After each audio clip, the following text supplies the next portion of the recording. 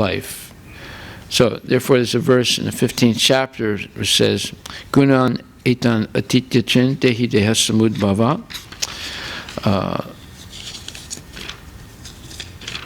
And it says, dehi deha samud bhava. Janma mrityu jara dukar vimukto mam amritam, which means, for the embodied person, if they can transcend the influence of the three modes of material nature, this sattvic, rajasic, and tamasic influence, and which are associated with the material body. The material body is subjected to the influence of these three forces of nature. And if they can overcome the influence of the three modes of material nature, they become free from birth, death, old age, and their distresses, and they begin to enjoy nectar, amritam, even in this life. So we see that the search for happiness requires, first of all, the attempt for self-realization. Without that, there's no real happiness. It'll be happiness on the level of rajasic or tamasic activities. And they, rajasic activities begin like nectar and end up like poison, and are related only to the temporary pleasure of the senses. And the tamasic activities are based on delusion, sleep, laziness, uncleanliness, and illusory pursuits. Just like there's a Spanish poet called Cervantes. He wrote the book Don Quixote. Don Quixote was a noble man in Spain, and he had a sidekick. So Don Quixote rode on a big, beautiful horse, and a sidekick rode on a donkey. And Don Quixote was always searching for the enemy. But in his delusional state, he thought the enemy were windmills. And every time he would see a windmill in the distance, he would say, "Oh, that's the enemy." And then he'd tell his sidekick, "Okay, let's get ready to charge and kill the enemy." So they would ride toward the enemy, and he'd have his big spear like this, and they'd be, screaming out, whatever their battle cry is. But it was always an illusion. When they got to the enemy, it was a windmill. Okay? So he writes this story of Don Quixote, who's always fighting these mythical, illusory battles in his mind. But that's what, happiness in the mode of ignorance is. People are engaged in all these delusional, dreamlike pursuits. And in the rajasic level, they're engaged in pleasing the senses as much as they can.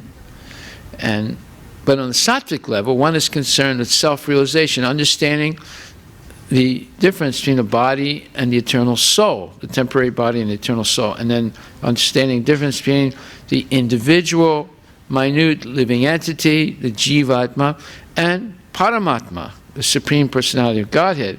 And then understanding that ete chamsa kalak pumsa krishnastu bhagavan swayam, the source of both paramatma, jivatma, and the entire apara prakriti, the material nature, is Shri Krishna Bhagavan. So in this way, this search for self-realization raises one above the level of the three modes of material nature. Mam chayo vibicharina bhakti yogena sevate sagunam samatityaitan brahma bhuyaya kalpate. When one engages in devotional service unflinchingly and does not fall down, at once such a person transcends the influence of the modes of material nature and thus comes to the level of Brahman. Brahman means that there's no more hankering or desiring material things for sense pleasure, and there's no more lamenting for sense pleasure that one has lost. So this Brahman level Bhaktya mam abhijananti yavanyaschasmi tatvata tatomam tatvato gyatva vishite tad anantaram. One can only achieve that level by unflinching devotional service without any material motive. And once one achieves that level, they are no longer influenced by the modes of material nature. On that level, they begin to experience transcendental pleasure. Brahma Bhuta Prasanatma. They become Prasanatma. Their mind, their senses, everything becomes very peaceful because they realize their eternal relationship with Krishna. And they become fully joyful. And one never laments or desires to have anything. And such a person is equally disposed to all living entities. In other words, they treat everyone with compassion. Or as it says, Matravat Paradaresu, Lostravat Paradravyesu, Atmavat Sarvabhutesu, Ya Pasyati Sapandita. Chanakya Pandit describes a really educated person. They see every woman except one's wife as mother. And conversely, a woman sees every man except her husband as her father. And he sees others' wealth like pebbles in the street. In other words, it's worthless for him. He's not envious of anyone. And he treats everyone as he would want them to treat himself. He treats everyone as he would treat himself. In other words, he's equal to everyone. Vidyavinaya sampane brahmane gavi hastini sunichaiva swapakecha pandita samadarshina. He's pandit because he's samadarshi. He sees equally the presence of the eternal soul in the body of an ant, an elephant, a human being. And he sees the Paramatma accompanying that individual soul. So he sees this equality of all living beings. He doesn't say, oh, this is an ant, that's a useless thing, I can kill it. No. Because he sees the jiva present in the body of the ant, and he sees Paramatma present. So there's respect for all life. So this is Atmavat Sarvabhutesu. He treats everyone equally as an eternal soul who has an eternal relationship with Krishna and a right to live and to achieve self-realization. And so that is a real pandit. So Krishna says, Tribhir Gunamayer Bhaver Ebi Sarvamidam Jagat Mohita Nabijananti Mam Ebyam Param Avyayam. So he says that everyone in this world is delusional because of the influence of the three modes of material nature. And because of that, they do not know me, who am above the modes, and who am inexhaustible. Mam ebya param avyayam. So the whole world is enchanted by these three modes of nature. But those who are bewildered by these three modes, they cannot understand that transcendental to the material nature is the Supreme Lord, Krishna. They think Krishna is an ordinary person. And because of that, they don't take seriously Krishna's Bhagavad Gita. Bhagavad Gita, as Prabhupada says in the 4th chapter of the Bhagavad Gita in the purport, says the Bhagavad Gita is the most perfect scripture in this universe, most perfect scripture, because as it says, Raja Vidya Rajaguyam Pavitam Idam Uttamam Pratyakshavagamam Dharmam Susukam Kartam Avyam. This knowledge that Krishna gives Arjuna in Bhagavad Gita is the king of all knowledge, Raja Vidya. Rajaguyam, the most sublime secret of all secrets. And it is Pratyakshavagamam Dharmam. It gives direct perception of the self. In other words, direct perception of the self means you understand perfectly your relationship to Krishna. We cannot have self-realization in a vacuum. It can only happen in a relational context with Krishna. And Prabhupada says, out of many standard and authoritative revealed scriptures, the Bhagavad Gita is the best. So this one book has all knowledge in it. The essence is the Veda Sar, the essence of all knowledge. Of course, Srimad Bhagavatam is an elaboration on the Bhagavad Gita. So it's expanded Bhagavad Gita. Therefore, it's the most perfect. It's the Amala Purana, the most perfect Vedic scripture.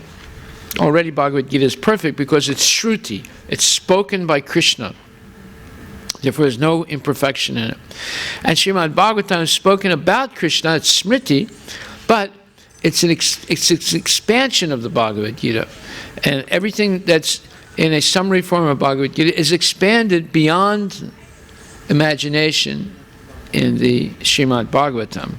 Therefore, Krishna says in the Bhagavad Gita, Shadava labhate param jnanam tatpara samyatendriya jnanam ladva param santim achiren adigachati. He says, 4th chapter, 39th verse, a faithful man who is dedicated to transcendental knowledge and who subdues his senses is eligible to achieve such knowledge, and having achieved it, he quickly attains the supreme spiritual peace. And then the next verse is very important. It says, Agyas chastradanasya samsayatma vinasyati nayam lokusti na paro na sukam samsayatmanaha. But ignorant and faithless persons who doubt the revealed scriptures do not attain God consciousness. They fall down. For the doubting soul, there is happiness neither in this world nor in the next. So, nayam lokusti na paro na sukam samsayatmanaha. So, it's very important that we develop the taste to regularly hear and chant Bhagavad Gita. Just like tomorrow's Gita Jayanti, so we're going to chant the entire Bhagavad Gita. And all this week we're going to discuss Bhagavad Gita and chant separately 2 chapters, at least 2 or 3 chapters every day. But tomorrow we'll chant the entire Bhagavad Gita. So we don't know what the platform of happiness is. That's why people are so unhappy in this world. People think that you perceive happiness through the senses. For example, a stone has no senses, therefore it cannot perceive happiness or distress.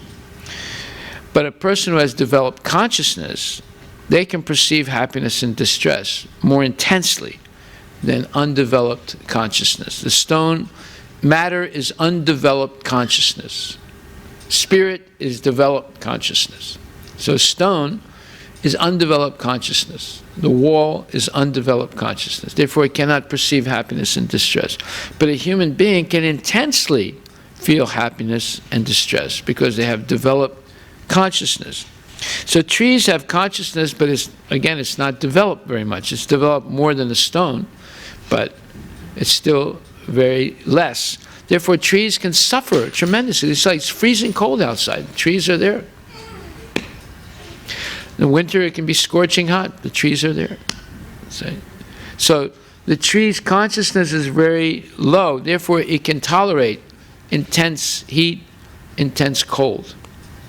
But you and I, we would have a very difficult time tolerating. If we had to stand outside all night long in the freezing cold, we'd go crazy. Or if we had to sit in the scorching heat, we would go crazy. So, therefore, because we have developed consciousness, we feel things more acutely. So if a human being, so the conclusion is that every living being feels happiness or distress according to the degree of the development of consciousness. So happiness that we experience in the material world is not real happiness. It's only a very low grade of happiness that's related to the temporary senses and the body. And if you ask a tree, are you feeling happy? It would probably say, yes, I'm happy standing here all year round. I'm enjoying the wind and the snow and the cold and the scorching heat very much. This, in a sense, may be enjoyment for the tree, but for the human being, it's a very low standard of enjoyment. We wouldn't accept that as enjoyment. Because the tree's consciousness is so low, it's, oh, I'm happy. Just like one time Indra was cursed by one of his gurus because he insulted the guru. He was cursed to become a pig, and he became a pig, and he had little piglets and a couple of pig wives, and he was eating stool and urine. And one day Brahma came to see him and said, Indra, look, the heavenly planets are in turmoil since you've not been doing your duty there. Please come back. We'll end this curse and you can come back. He said, no, I'm very satisfied. I'm very happy here. See, because very low grade of consciousness of the pig, he's happy eating stool. He's happy living outside, sometimes being beaten by human beings and kids, and eventually slaughtered and eaten, but he's happy. So there are different grades of living entities according to their consciousness, and their conceptions and perceptions of life, of happiness, are also of different types and grades. So the tree is enjoying the freezing cold and scorching heat.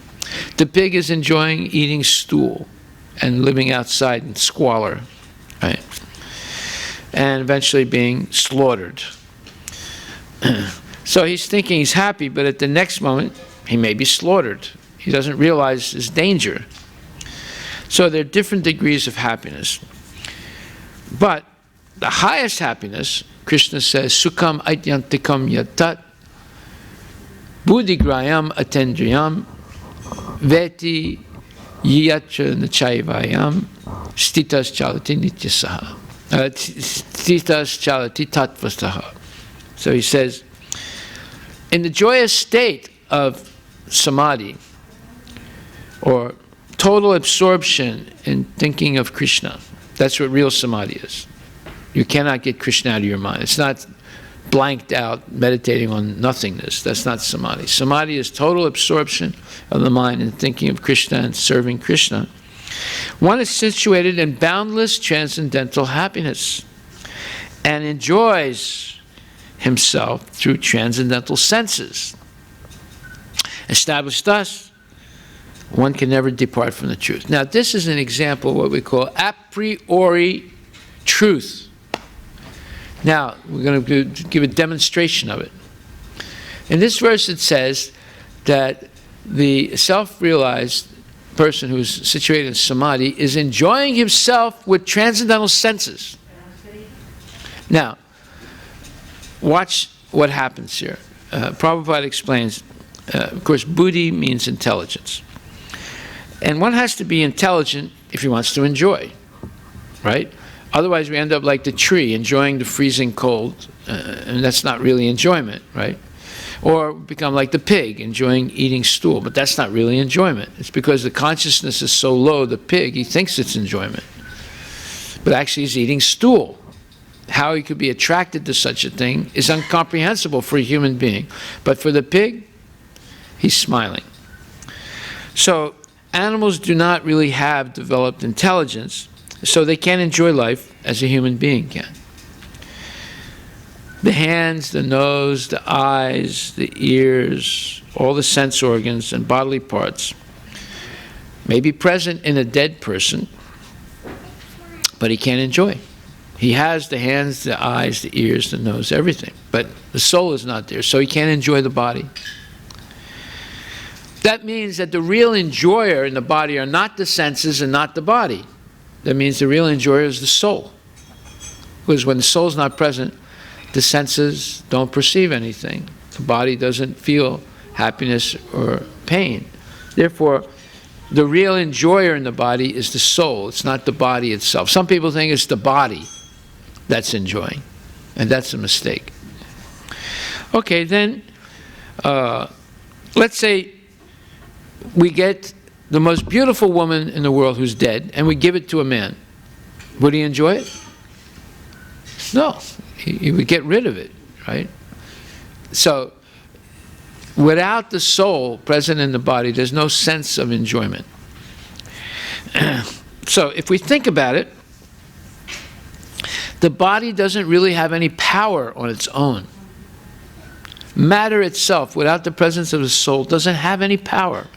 of perception of happiness and distress. It has nothing. So if you look a little further, you can understand that the body is not the enjoyer, but it's the soul that's the enjoyer. So sometimes people think they're enjoying bodily sense gratification, but it's not bodily sense gratification. The real enjoyer is the soul, the jivatma. And only the soul has the potency for enjoyment. The body has no potency for enjoyment. Okay, now, the enjoyment is not always manifest in the material body. Sometimes we enjoy in the mind, right? It has nothing to do with the body at that point. Well, the mind is a subtle body. But even that you cannot enjoy unless the soul is present. Okay, now, if the soul is enjoying, then it must have senses also, because the senses are the organs for satisfying one's desires. So besides the material senses of the body, the soul also has senses: eyes, ears, nose, and so forth. That's why you can enjoy. The senses are organs of enjoyment or suffering. So and the Vedas say that the spirit soul, although atomic, is the actual enjoying agent. It's not possible to measure the soul, but that doesn't mean that it's without measurement. It's 1/10,000th the tip of a hair. So sometimes you see a little speck, but you put it under a microscope, you see it's a living entity that's moving very slowly, and it has a little body, right? One time, Prabhupada was giving a lecture, and he says, Sarvasya chaham hridi sanivisto matak smritir jnanam apahanam cha. This verse says, Krishna says that I am in the heart of every living entity. So one wise guy raised his hand and said, Prabhupada, you know, I studied in biology, and in our biology class, there are living entities that don't have a heart. He said, what? He said, yeah, like a worm doesn't have a heart or a circulatory system. And other living entities don't have hearts and circulatory systems. Prabhupada said, that's nonsense. He said, no, but we studied it. He said, you studied what? You hardly see anything. If Krishna says, Sarvasya chaham hridi sanivisto, I am present in everyone's heart, that means every living entity has a heart, whether you see it or you don't see it. This is called a priori knowledge. The Vedic knowledge is a priori. It's existing before any perception of a human being and beyond the powers of perception of human beings, right? But it's a fact. So, therefore, it's not possible to measure the soul, but that doesn't mean it doesn't have a measurement. It's just that our powers of perception are very limited. And even sometimes we see something that's no bigger than a little point. But when you look at it under a microscope, you see it has arms and legs and it's moving, right? Or it's something that's animated and alive. And has both length and width and so forth. So the soul has dimensions, but we can't perceive it. When we buy a suit or a dress, it's made to fit the body we have. In the same way, the spirit soul is not impersonal. It's actually a person. And God or Krishna is also a person. And the spirit spark, or the jivatma, is a fragmental part of Krishna. It's also a person. So, if you buy a coat or a dress or pants and shirt, and you cover your body with it, it has a form once you put it on because of the body, right? Like you can get certain, very thin plastic raincoats, and you can wrap them up, and they become like a little ball or a little rectangle like this. And then when you open it up, you put it on, it has sleeves and collar and buttons and everything, right? So in the same way, the soul has a body, and the material body we have has a form because it's covering the form of the soul. It's not that the soul is formless, but unfortunately it's so small we don't have the instruments to see it. That doesn't mean you can't see it. It just means that we don't have the instruments yet to see it. So the spirit soul must have a form because the body has the form. And Krishna is an actual person. Therefore, we're part and parcel of Krishna. That means we're also persons. If the Father is a person, the Son is a person. The Son's not a non-person. And if the Son is a person, that means the Father is a person. So Krishna is a person, and we are persons. He says, Sarva Yonisu Konteya Murtaya Sambhavantiya Tasam Brahma Mahadyunir Aham Bija Pradapita. He says, Sarva Yonisu Konteya, and I am the seed-giving father of all living entities. So every living entity is coming from him. Every living entity is an individual. The ant is an individual, the bee is an individual, the tree is an individual, and human beings are individuals. That means because we're part and parcel of Krishna, Mamaya Vamsa, Jiva Loka, Jiva Bhuta Sanatana, and we're eternal, just like Krishna. If we're persons, that means Krishna's a person. Because Krishna's a person, that means we're persons, because we're coming from him. So, as sons of God, or as children of God, we assert our individuality and our personality. And at the same time, how can we deny it to the Father? I mean, you have a father, right? Can you say your father is not a person? No. You have a father, right? Can you say he's not a person? No. So because we're persons, definitely Krishna is a person. Why do the Mayavadis say he's not a person? Because they're fools. Jai Shri Radha Nilamada Ki Jai.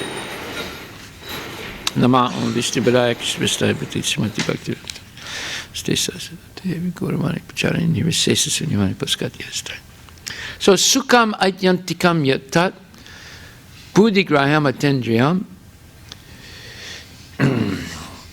Veti Chaivayam Veti Yatra Nachaivayam Stitas Chalati Tatvataha.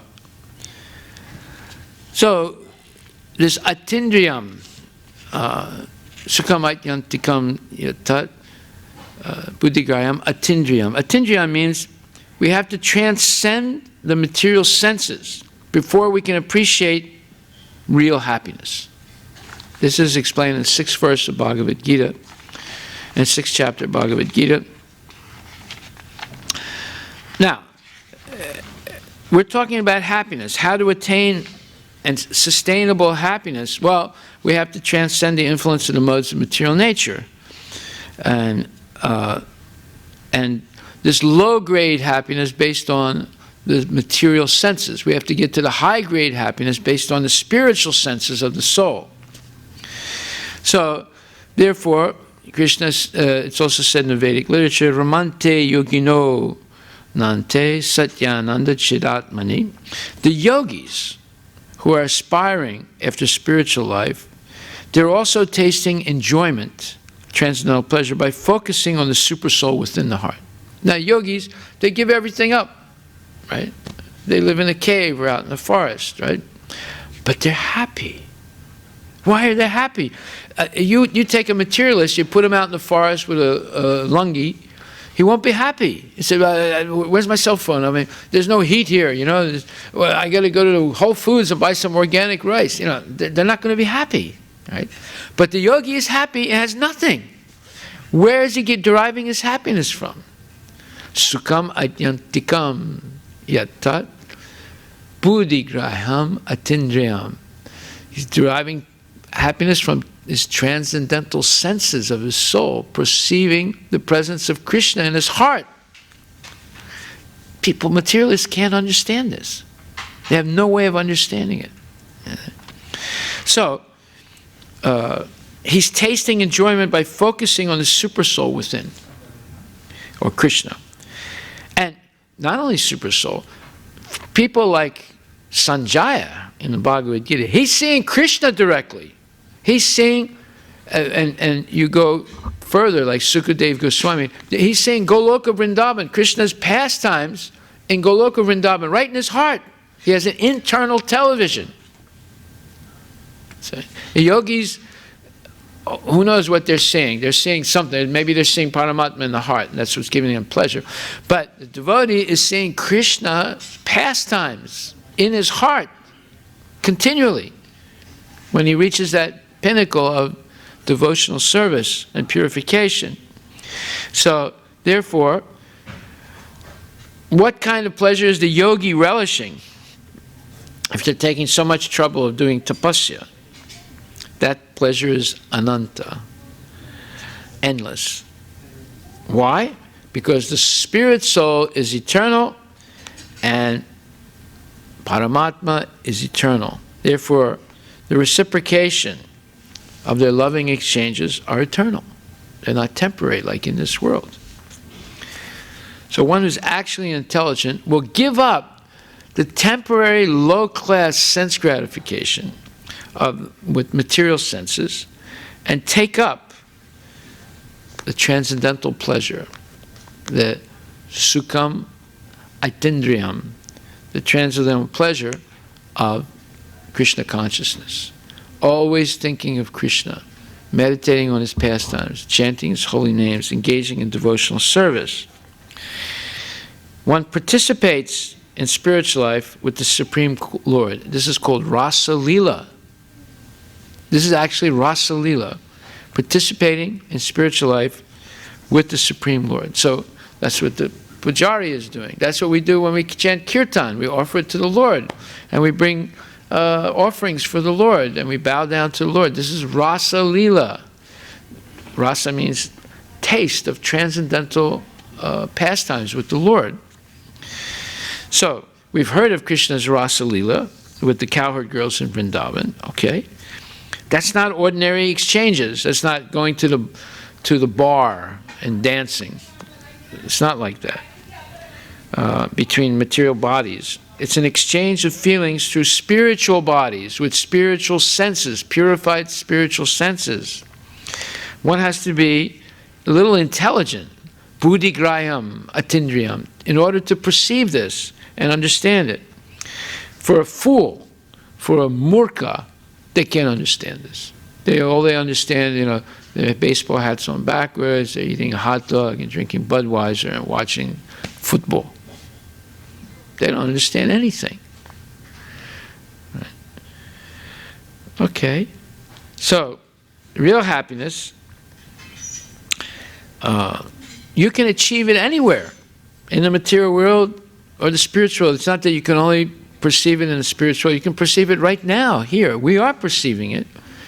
And you get better and better at perceiving it as you purify the senses and the mind of the 3 doors to hell: Kama, Krodha, and Lobha.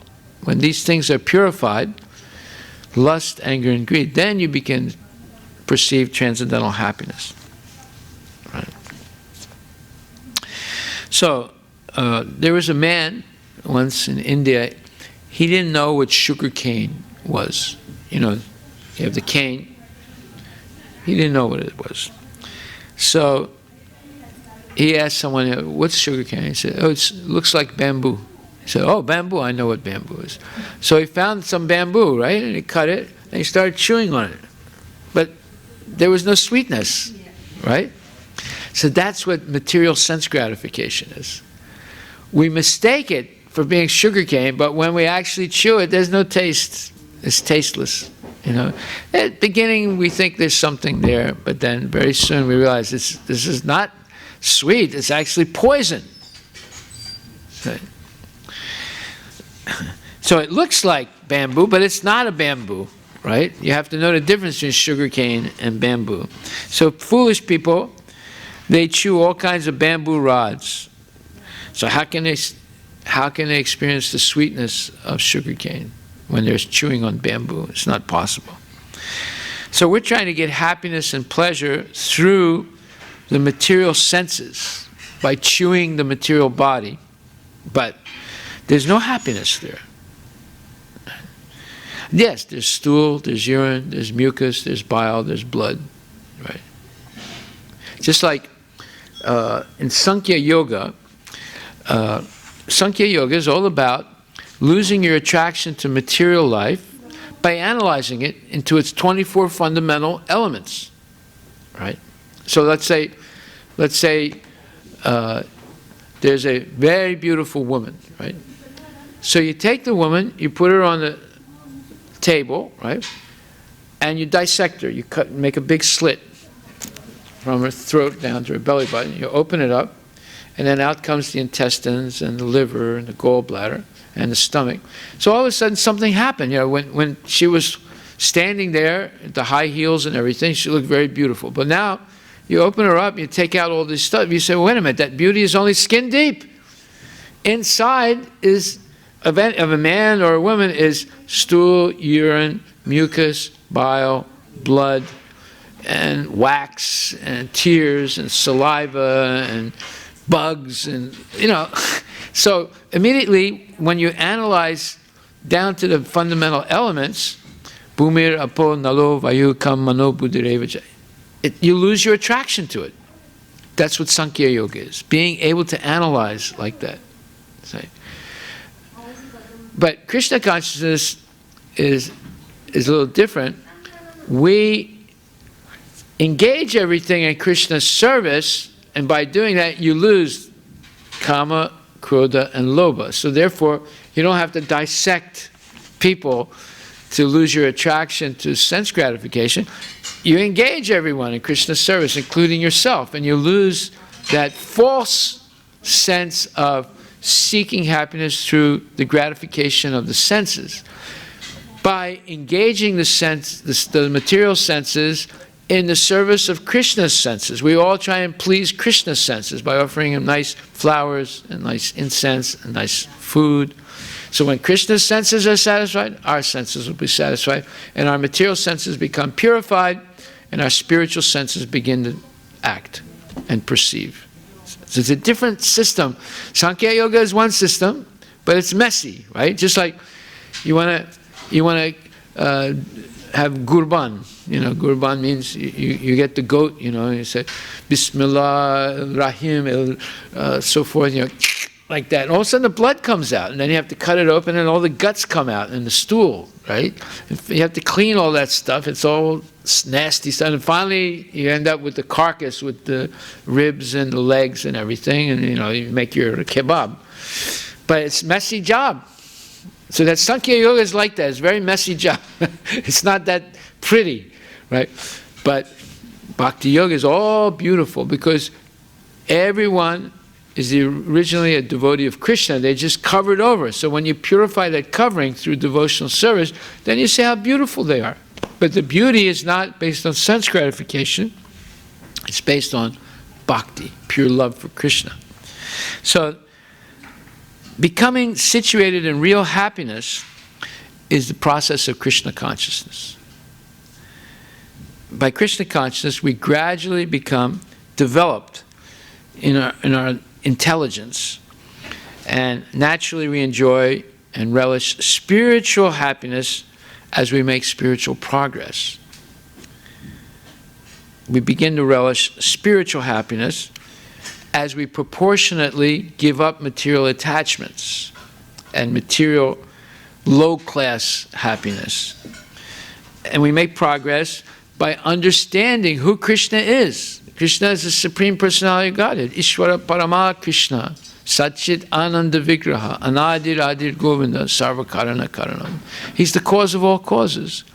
He's the original person. He's the origin of everything. And he's extremely beautiful. Sundar, Sundarananda, right? Shama Sundar, right? It's most beautiful. And as we make progress understanding Krishna, we become detached from false happiness. And we get promoted to this stage of Krishna consciousness. And what is that? Yam ladva chaparam labam manyate nadikam tata yasmin stito nachalate yasmin stito nagudukena gurunapi vichalate. What is that? when you gain this Krishna consciousness, this ability to see Krishna, hear Krishna, taste Krishna, and serve Krishna, then you think there's nothing greater than this. Even if someone gives me millions of dollars or billions of dollars, it doesn't compare to this. Billions of dollars is nothing compared to the happiness one achieves in Krishna consciousness by perceiving Krishna. And being situated in this position, one's never shaken. One doesn't say, oh, what's going to happen? Oh, there's no money in the bank. Oh, no. You're not worried because you know Krishna is the Supreme Personality of Godhead. Right? And even in the worst situations, the most difficult situation, one's not worried. Why? Because we're attached to Krishna. No one can take Krishna away from you. If you're attached to your car, someone can steal your car, and then you lament. If you're attached to the money, you might lose your money, and you have nothing. If you're attached to the house might burn down. Then you don't have a house. Right? But when you're attached to Krishna, no one can take Krishna away from you. And Krishna never leaves you. So when one attains that stage, everything else seems insignificant because this is so great, so wonderful. So that's just a few points tonight. This teaches us how to attain real happiness and what is the platform of real happiness. So, are there any questions?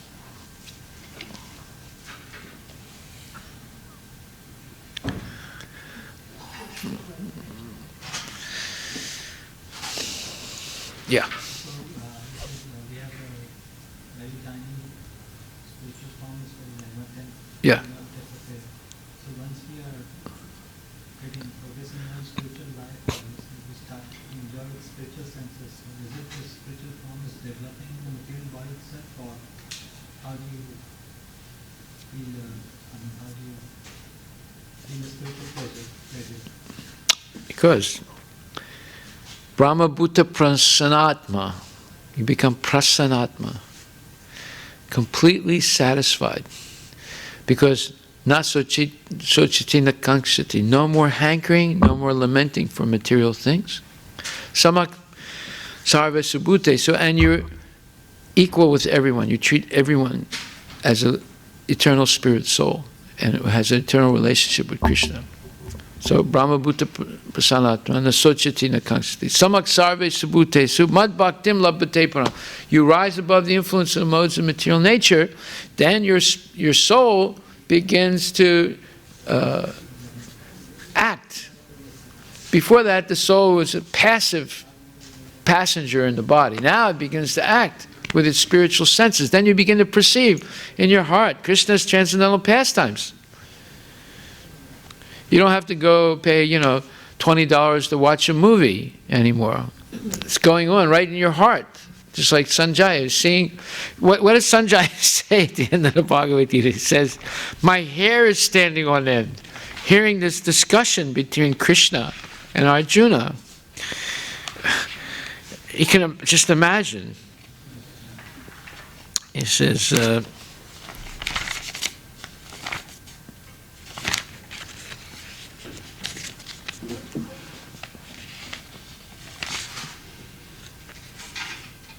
he says, O Raja, O Dhritarashtra, as I repeatedly recall this wondrous and holy dialogue between Krishna and Arjuna, I take pleasure, being thrilled at every moment. O King, as I remember the wonderful form of Lord Krishna, I am struck with wonder more and more, and I rejoice again and again. You see? He's overwhelmed. He says, by the mercy of Vyasa, I have heard these most confidential talks directly from the master of all mysticism, Krishna, who is speaking personally to Arjuna. He says, Sanjaya said, thus have I heard the conversation of two great souls, Krishna and Arjuna. And so wonderful is that message that my hair is standing on end. All right? That you think he wants to go to a bar and drink a martini and talk to someone who's blowing smoke in his face, and he calls that pleasure? There's no way. It's just so far beyond that. See? We don't really understand what happiness is. We're like the tree. We think, oh, I'm happy freezing in the middle of the night in winter, right? But that's a low-grade happiness. You have to have such low consciousness to call that happiness, right?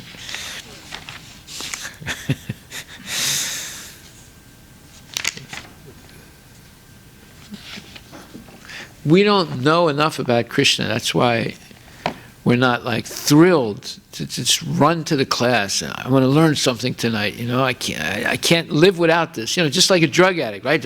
I got to have a fix, man. I got to have what? You become like that. Every day I got to have a fix. You know, but the fix is not a drug. You know, the fix is learning more about Krishna. Because the more you learn about Krishna, the more you love him, and the more you love Prabhupada for giving us all this knowledge, right? So we're addicted to Krishna Katha. That means you're liberated. Wouldn't you say Maharaj Parikshit was addicted to Krishna Katha? Yeah, he stopped eating and sleeping. Right? He lost all interest in eating and sleeping. He just listened and asked questions. And more he was in ecstasy. This is a spiritual process. We don't really understand what happiness is. We're in such a low grade of consciousness we don't understand. But the possibility is there if we want to rise above the modes of material nature and begin to relish this transcendental pleasure. Haribol. All glories to Srila Prabhupada.